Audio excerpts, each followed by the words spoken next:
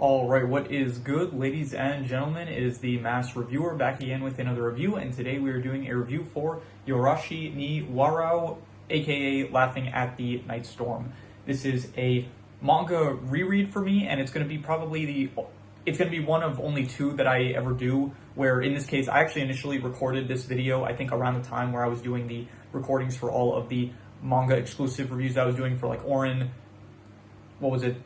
I did for Orin, I did for Sketch Dance, I did for Dustman of Amnesia, so I did like the recordings for all of those videos, and then I wanted to do this one as well, but then while I was doing it, it had been at that point, it was like over a year since I had read the manga, so I decided, I actually recorded the whole video, but then I thought about it and I was like, you know what, I didn't like how this turned out, and I don't want these videos to be, like, these videos are not very high effort, but I do want them, at the very least, I want to like be well read on what it is that I'm talking about, whether it's a movie or something that I read. Like, I want to have it fresh in my mind when I'm discussing it, that way I'm not just like trying to recall stuff that I read a year ago, and so I'm like missing out a lot of details. So yeah, anyway, so I did end up rereading this manga, so this one is a reread, and probably I will, when I get to reviewing Dead Man's Wonderland, after that I will probably do a manga exclusive. I'll reread the manga. I say have to, like, these are good reads, it's just that I do, part of me does kind of wish that, like, it's a reread, so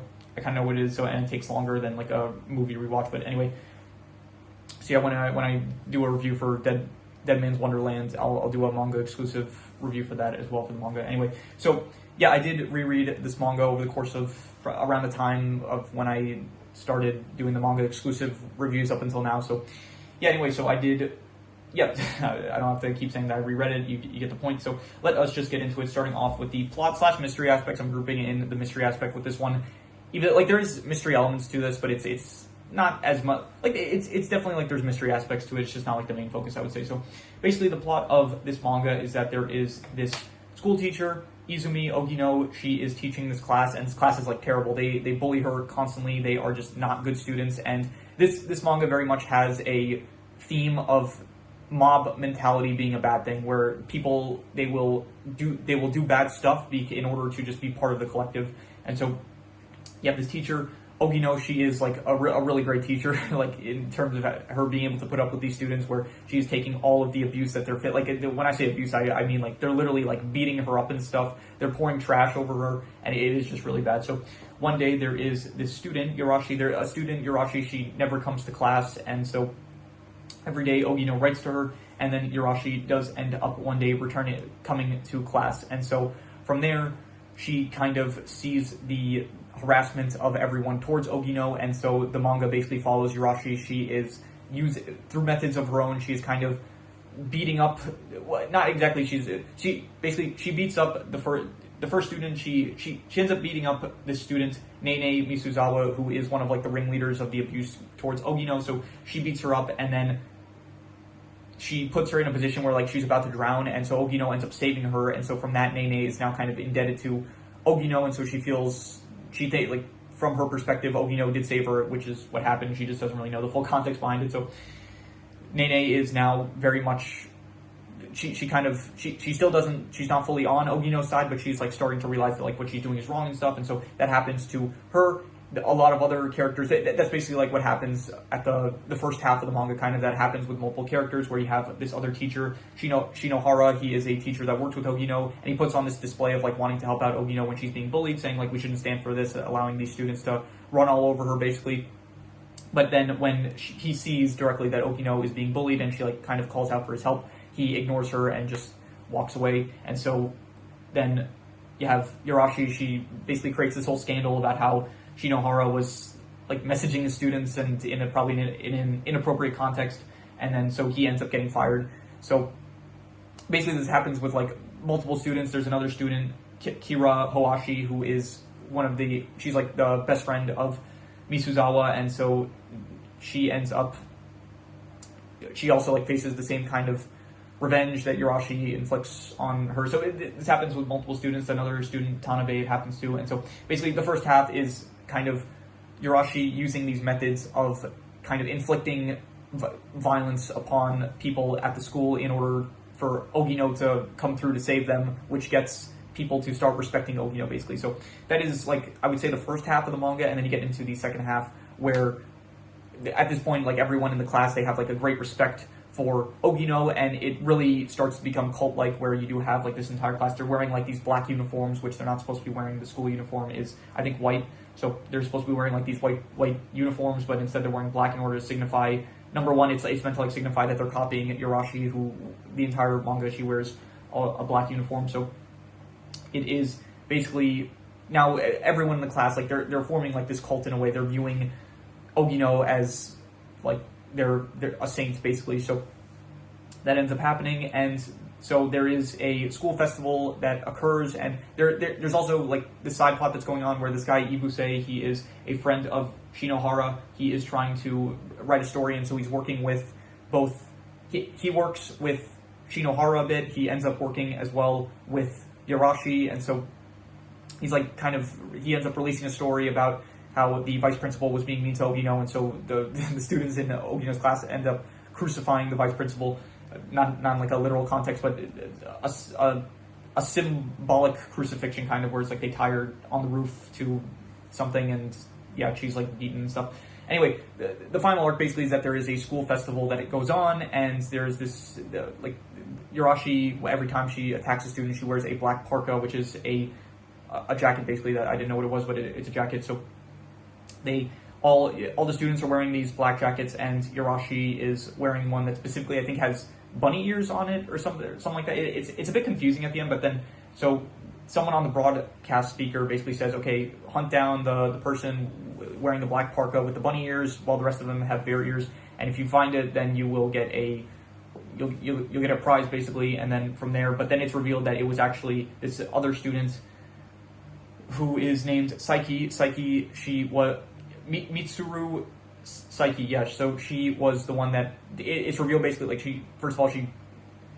she with the parka with the bunny ears rescues Ogino after she was like drugged and brought on like this shrine that the class is carrying around on. And then I think at the moment we think it's Yoarashi, and then unless I missed something, yeah, we're supposed to think it's Yoarashi, and so we think that Yoarashi is just saving Ogino, but then it is revealed she takes her to the roof, and then she reveals herself to, well, she doesn't reveal herself. Ogino can tell like that she's barely holding on to her, like she seems very disgusted with Ogino, so she kind of realizes that it is not Yoarashi, and then she sees that, then it's revealed that it is Saiki, this girl that we like saw glimpses of in earlier chapters maybe, but we didn't really know who she was, and so it was revealed that she was the one that was kind of orchestrating all the bullying, and she says that she does it because it is like a great honor to be the one being picked on, like the source of entertainment for like other students, basically. So that is her motives, and then it kind of ends with, so Saiki, she ends up like pushing Ogino off of the roof, so she's about to fall.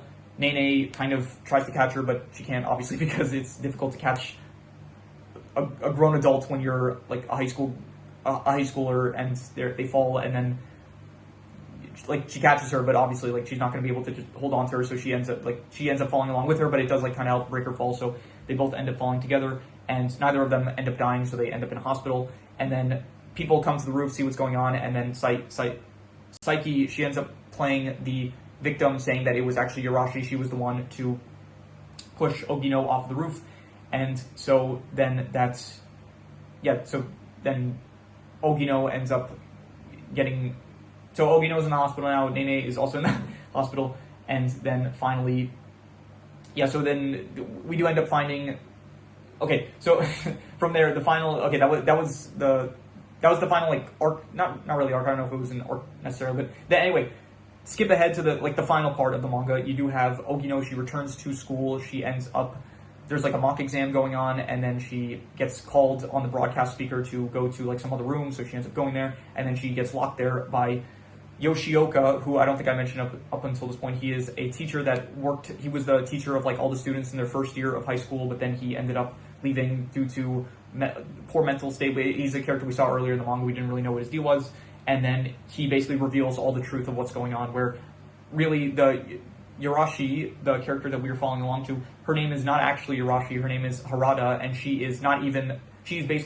took up the identity of the original Yoarashi, because the original Yoarashi died from bullying back in the past. Like, Yoarashi the original Yoarashi kind of saved Harada from suicide. And so, by the way, I apologize if this sounds very incoherent and you're not able to follow along to this. So, yeah, I don't know, to skip ahead, I guess, probably, I don't know, another 5 minutes and then I'll probably be done with this recap. So, hopefully it's not 5 minutes. But anyway, so Harada, Yoarashi, like in the past, they were friends and stuff, but then because of health problems with her grandma, Harada, she had to leave. She had to go to, like, her grandma, was taken to a hospital that's, like, in a different town or something like that, so she had to go with her in order to help support her, provide for her and stuff. But then while that was going on, Yoarashi, the original Yoarashi, she was getting very relentlessly bullied, and so it ends, her father's also very abusive to her, so it culminates with Saiki. She ends up killing Yoarashi, and then there's like a whole cover-up where Saiki and her family ends up covering it up. Her family's like, I think her father's the mayor, and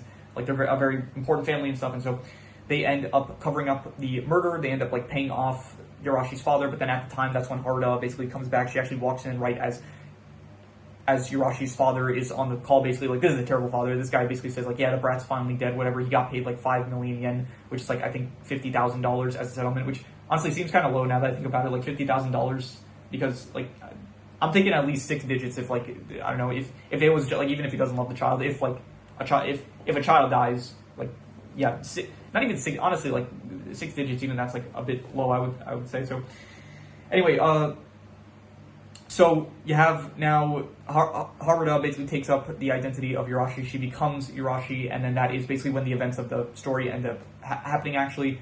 And so the reveal happens, and so Yoarashi, she ends up, we're told like the backstory, and then the back in like the present, Yoarashi, she goes into the mock exam, and then she fills the whole room up. She set a trap where she fills the whole room up with gas that is flammable, and so she has a lighter, and so she prepares to, she basically says like, okay, everyone's staying here, I'm holding you all hostage, and then she hosts like a funeral basically for the original Yoarashi, kind of showing that like how terrible the class was and how they caused her death and stuff. So that ends up happening. Then Saiki, she calls out like Saiki directly, or I think she like says like, oh yeah, we're all responsible for the bullying that happened and stuff. And so a fight ends up breaking out between Yoarashi and Saiki, and so they end up, Saiki, she ends up like getting a hold of the lighter that Yoarashi had, and then she actually says like, yeah, I'm gonna kill everyone here for some reason. She's like crazy, I guess, obviously. So she basically is planning to kill everyone there, but then at that moment, Ogino, she ends up breaking into the classroom, and then she says like, you liar. She's saying this to Yoarashi. She said like, you said we would destroy like this entire class together. And I thought at that moment they were gonna start beating up students because it does cut to like them starting to like throw around chairs, and like Yoarashi, she has like a baseball bat and stuff. So I thought they were actually, I thought like, Ogino, like it's a reread for me, but from what I didn't remember it because it was over a year or so since I read it initially. So I did think that like they just started beating up students, basically assassinating everything that they built up until that point. But no, they do end up, it's revealed afterwards that like they were just like, they destroyed the classroom basically. And so, yeah, then you cut to the future. It does the whole kind of thing where it just shows everything, like the aftermath of everything. So basically, Saiki, she ended up going to prison. So did Yoshioka for conspiracy to help with cover-up murder, because Harada, she initially did kill Yoarashi's father, and he kind of helped cover it up. And then, yeah, it also cuts to some other students. Tanabe, he dropped out of school. Apparently, he's like working a part-time job. Nene, I think she is preparing to work. She's preparing to like do some exam probably like for a future. Kira, she returns to school. Hawashi Kira. By the way, these characters, they're referred very much in most anime or manga. It's like the characters will usually just have like one name that they're referred to as, but in this specific manga, it's like they very much often cut between first and last names, so at times it does get a bit confusing of who the characters are. By the way, Ibuse, the one that was like the reporter that was trying to expose everything that happened, he ended up dying in a car accident, but it wasn't actually a car accident. Basically, Shinohara, he ended up finding out, I think, that it was Saiki's family that ended up killing him in order to not expose their secrets and stuff, but it doesn't matter because their secrets get exposed, so like their entire family gets arrested. A lot of the council members of the city council, they end up getting arrested for like the covering up of the murder of the original Yoarashi. And so Yoarashi herself, she ends up also going to jail, but only for 10 years because it was like the circumstances that went around at the time, like basically they were like, oh, it's a crime of passion, like it was in the heat of the moment she ended up doing it, and probably also like because she was a minor or something at the time, so they didn't give her life in prison. 10 years, I don't know if I'm not a judge. Probably a good thing that I'm not, because I don't really know what I would give a crime like that given the circumstances.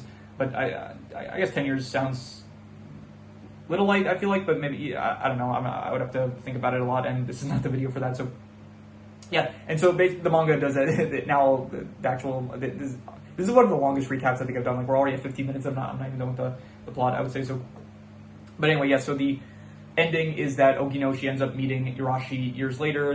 After Yoarashi is, I guess, out of jail, like, they end up meeting, and that is basically where the manga ends. So yeah, the plot slash bit, yeah, very long recap. I think that was actually probably like the longest recap I've ever given. So anyway, the plot slash mystery aspects, I would give it probably, I would say a 3 to a 4 out of 5. And I think I'm going to be a bit harsh. I'm just going to give it a 3 out of 5. I think that it is, I guess, it's like a good like premise, I guess, like a teacher getting bullied and like a student like trying to get revenge, like to help out the teacher. I like the premise. I think it was executed also pretty well, but yeah, I don't really, it was good. I know I say like 4 out of 5 is like, I like it, but do I like it? I did like it, I guess, but I don't know. Fine, you know, I'll give it a 4 out of 5. I'll say these are, again, the plot. Ever since I switched to this like 5 rating system, it is just meant to be kind of a bit more general, to not give away the ending of like what I'm actually going to give the final score, I guess. So I'll give it actually, you know what? I'm not going to give it a 4 out of 5. I'm going to give it a 3 out of 5, just because it is a slight bit repetitive, especially towards the beginning, where it is kind of like, especially on reread, you do kind of. I'll say this, it was probably better, it was definitely better, I think, on the first time watch, because when you're watching it, the mystery aspect of it is kind of like taken out of it, and so I do think that it was a bit of I do think I would have probably liked it better if I read it, if it was I did like it more on my first time read for this, compared to now reading it on rewatch, where it's like, I do see where everything's going, and at the start it is like a bit repetitive, where it's like the same kind of scheme over and over again, of like Yoarashi basically beating someone up, and then Ogino saving them, and so I was able to see the twist coming, and I was able to I already knew everything that was going to happen, so it did take away a bit. So a first time read, I think I would have given this like a 4 out of 5, maybe even a 5 out of 5, to be honest. So, but yeah, on reread, I'm just giving it a 3 to 5, but do take into account that it is a lot better if you read it for the first time, I would say. So I guess if you're watching this, and you did watch the entire first part of the video, then I just spoiled most of it, but I guess, yeah, I don't know, you should probably go into these videos assuming that I'm doing spoilers. So yeah, anyway, the characters, I'm going to do a character ranking after this video, so I won't get too in-depth with it, but I really like Ogino. Ogino, honestly, she is actually, I think initially when I read this manga, she actually became one of my favorite characters in a manga, and I would definitely say she is still like one of my favorite characters from a manga. I really think that she is a very, like, I like her because of how like pure-hearted she is, like how not wholesome, but like very much, I guess, such a good person she is. It is very, like, the entire thing with her character, she only has like 2 emotions basically, where it's just like extremely worried on her face, or just like extremely just apathetic. So I don't think there was a single moment in this manga where she actually smiled, which I feel really bad for her. But anyway, yeah, I'll get more into depth with all these characters when I actually do the character ranking. But Ogino, good. Yoarashi, good. All the characters, I don't really have any issues with any of the characters. Yeah, Psyche, even her, like, kind of, I guess the reveal out of nowhere, it felt like, yeah, I would say it was like a good, I would say not like one of the best villain reveals ever, but yeah, there's not really any foreshadow. It wasn't a situation where it's like a character that we were introduced to early on, and then all of a sudden it's like they're revealed that they are the villain. Like, we did have a few scenes with her character, but then other than like the few small talking bits that she maybe spoke with Nene here and there, I don't think that, yeah, she wasn't like a very prominent character. So anyway, all the characters, I'll get more in depth with the character ranking. I would give the characters, I would say probably I'll go like a 6 to a 6.5. I'll say like above average to good, and I will go with, I'm just gonna go above average, honestly. I think that, yeah, they're not really the most memorable characters, and I see now that my marker has completely run out of ink, so that is a problem. So I'm going to pause for a second to get a new one, and so I'll be right back. All right, got a different marker. So yeah, anyway, so I would give probably the characters, I would say like a 6 out of 10. I think that they're all like fine, but there's only like 2 main characters, which is Ogino and Yoarashi. The rest of them, the closest one that's like more prominent compared to them is Nene. And yeah, a lot of the characters, like, for one, there's not really that many characters. It's not really a long manga. It's only like 24 chapters, so there's not too many characters.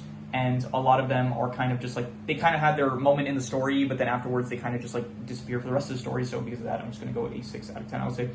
In terms of the settings, it all takes place in a school basically. And yeah, there's some other moments. There's like the one scene with Harada and Yoarashi in the backstory. They end up going to like a sea, and Harada comments how it looks disgusting, and so yeah, I don't really have any thoughts on these settings, so I'll just go like a 5 out of 10. It works, I guess, for the purposes of the story. So yeah, in terms of the art style, I would give it probably I go with 7 out of 10. I would say it's pretty good. I do like it. I think that it is a nice art style. I don't really have, I don't know, I would, it's different, like comparing, I guess, manga art styles to anime art styles, and before this, the only thing I actually rated, the only other manga I like did a full like review for was Lost in the Cloud, and I think that was a manhwa with a W, or maybe it was with a U. I think it was with a W, manhwa.